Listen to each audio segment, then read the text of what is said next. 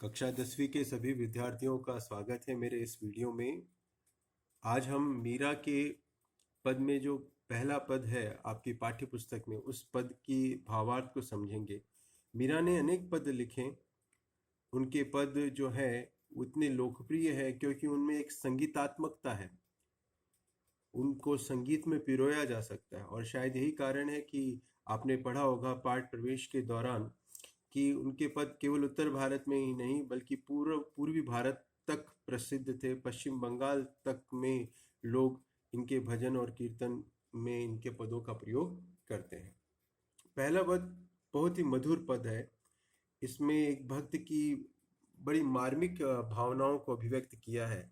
मीरा, जैसा कि हम सब जानते हैं कि वो कम उम्र में ही उनका विवाह हुआ और उस कम उम्र में ही वो विधवा हो गई और उन्होंने एक लंबा जीवन, कह सकते हैं कि अकेले संघर्ष के साथ जीवन बिताया। और ऐसे संघर्ष में केवल एक ही जो उनका सहारा था वो थे श्री कृष्ण के प्रति उनका प्रेम, उनकी श्रद्धा। और उसी भावना के साथ उन्होंने अपनी इस प्रथम पद की रचना की है। पहली पंक्ति से हम देखिएगा। हरि आप हरो जनरी भीर, द्रौपदी री लाज राखी आप बढ़ायो चीर।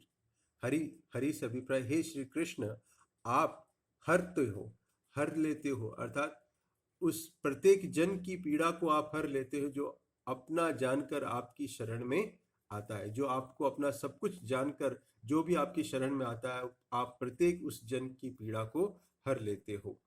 जिस प्रकार द्रौपदी री लाज राखी आप बढ़ायो चीर, जिस प्रकार भरी सभा में जब द्रौपदी को लज्जित किया जा रहा था तो उन्होंने केवल आंख मूंद कर आपका आह्वान किया और आपने उनके कह सकते हैं कि मान को महत्व देते हुए उनकी लज्जा को बचाया, उनके वस्त्र को विस्तार दिया।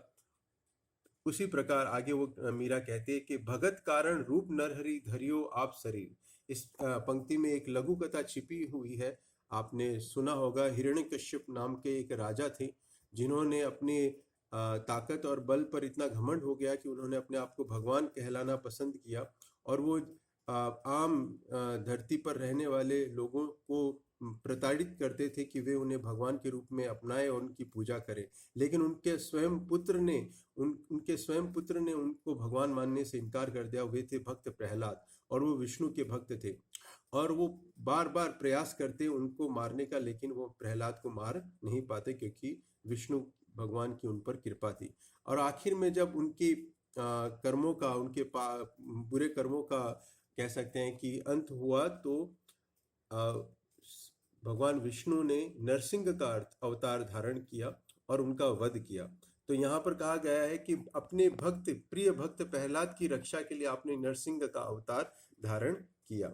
बूढ़ तो गजराज राखियो काठी कुंजर पीर।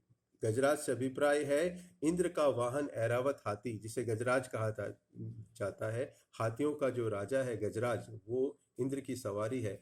उसे भी आपने जब उसे तालाब में जल पीते समय, तालाब से जल पीते समय जब मगरमच्छ ने उसके पांव को पकड़कर उसे तालाब के भीतर खींचने का प्रयास किया, उसे मारने का प्रयास किया, तो ऐसे समय में भी आपने उस डूबते हुए गजराज को बचाकर उसकी पीड़ा को दूर किया।